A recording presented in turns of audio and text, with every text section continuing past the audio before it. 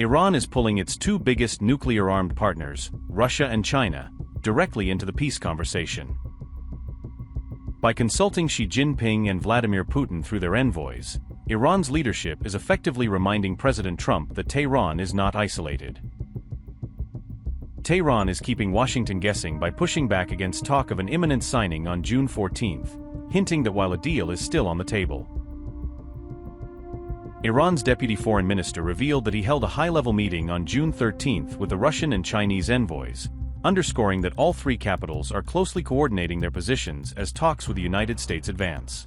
Kazem Gharibabadi sat down with his Russian and Chinese counterparts together in Tehran, staging a trilateral diplomatic moment that visually reinforced the idea of a united front backing Iran's negotiating posture.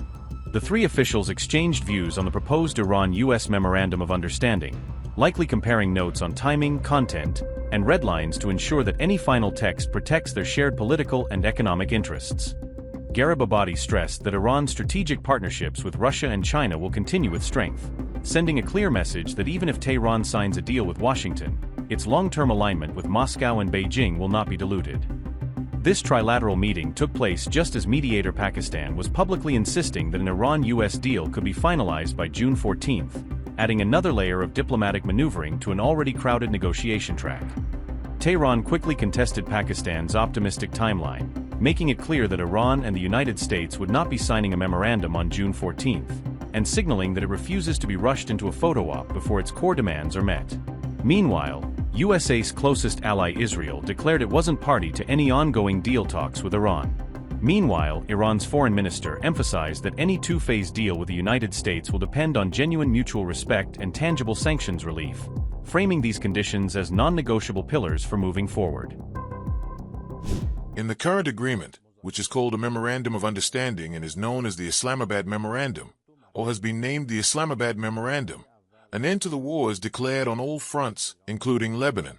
I have said this many times, we have never forgotten Lebanon in this war, because Lebanon and Hezbollah, in any case, fought alongside the people of Iran in this war, and we will never abandon them. The ceasefire that was announced was also for all fronts, including Lebanon. Now, let us set aside the fact that the Zionist regime violated it many times, to which Hezbollah responded. Wherever necessary, we have responded. Regarding our specific Memorandum of Understanding, we are in a situation that, since the negotiations for the final agreement are set to begin after this memorandum for a period of 60 days, and since the nuclear discussions, which the Americans are most interested in, will be raised there, it is natural that if what is stated in the memorandum is not implemented, those negotiations will not progress either. We have this authority, and ultimately, we will not allow it. How could we negotiate for a final agreement while the Memorandum of Understanding has not been implemented?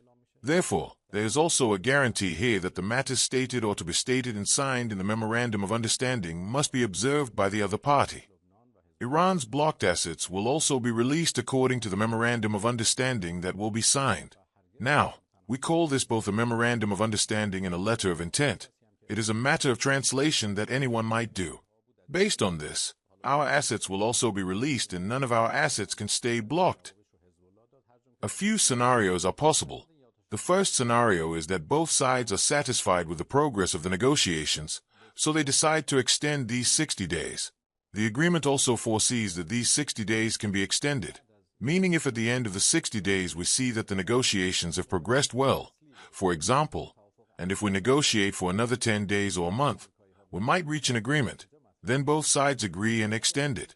It is possible that at the end of the 60 days, we reach the conclusion that there is no benefit and that it is not possible to reach an agreement. Well, it is natural that, so to speak, we will not have a final agreement. What will become of the agreements here? Naturally, everyone has the right to return to the previous state. It is possible that an agreement is reached to continue these in some form. I do not want to judge from now because it really depends on what position we are in at the end of the 60 days, how much the negotiations have progressed, and what kind of atmosphere we are ultimately facing. Two important topics that have been referred to in the final agreement are the lifting of Iran's sanctions and nuclear issues. Regarding the nuclear issues mentioned here, the discussion involves enrichment, which must be addressed there, specifically how it will be conducted. The discussion will also cover Iran's enriched materials and the stockpiles of Iran's enriched materials, which will be determined there, so to speak. Of course, our position has always been, and it has been our logical stance, that if these are to be decided upon, in our view, the only method for high-level enriched materials, specifically the 60% materials, is their dilution within Iran. In my opinion, this response of ours, attaching Israel, was also another strategic achievement, as we were the initiators of the offensive for the first time, to punish a regime that had in any case violated its commitments. In the global arena, this was recorded as a strategic victory for Iran, demonstrating that Iran is not joking, and if necessary, it is not only unafraid of war but will employ it wherever it is required. The war will end on all fronts, including in Lebanon, and a commitment will be made to no longer be the initiator of war, and that there will be no threats or use of force. Both sides will respect each other's sovereignty, and I believe this is the first time in 47 years that the United States has explicitly respected the sovereignty of the Islamic Republic of Iran, stated it, put it in writing, and requested that we, in turn, respect the sovereignty of the United States. It commits to not interfering in Iran's internal affairs and asks us to commit to not interfering in its internal affairs, meaning from a position of complete equality. I think this is one of the most important clauses of this agreement, that respect for the Islamic Republic of Iran, respect for the sovereignty of the Islamic Republic of Iran, has been established. I must explicitly state that this agreement has enemies, at the forefront of which is the Zionist regime, and they are looking for pretexts to disrupt this agreement. Agreement is a two-way street. Negotiation is a two-way street. We reach an agreement when both sides have a level of satisfaction. It is not necessarily always 50-50, but ultimately, both sides must have reached a point of satisfaction to consent to what is called an understanding. There is no agreement, no accord, where one side has won 100 and the other side 0. In my opinion, this is a self-evident matter in diplomacy. In these circumstances, threats are not only ineffective but also set back a potential agreement. Threats must stop, and we must speak with the language of respect in order for us to reach an agreement. Our position is clear. If we were going to give in to force and pressure, we would have done so long ago. If threats of attacking infrastructure, threats of attacking this and that were supposed to make us back down, we would have backed down long ago, which we haven't. Very clear messages were sent to the other side that threats have the opposite effect. If you want to move toward an understanding, the rhetoric must change. If you want to move toward threats, pressure, and war, we are ready and we will go there, just as they have experienced us every night over the past few nights. If we were going to back down, we would have backed down last night.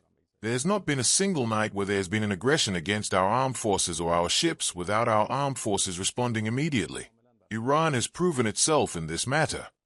The nature of the opposing parties is such that they commit breach of promise and create 1,001 problems in implementation. We have this experience with them. I must state here that we should expect various problems in the implementation of both this Memorandum of Understanding and that final agreement. If we reach it, we are not dealing with parties that are fully committed to their obligations. They use every opportunity for breach of promise. It is us who must close the paths to breach of promise, and we must have the capability to rely on our own strength and not allow them to fail to fulfill their obligations.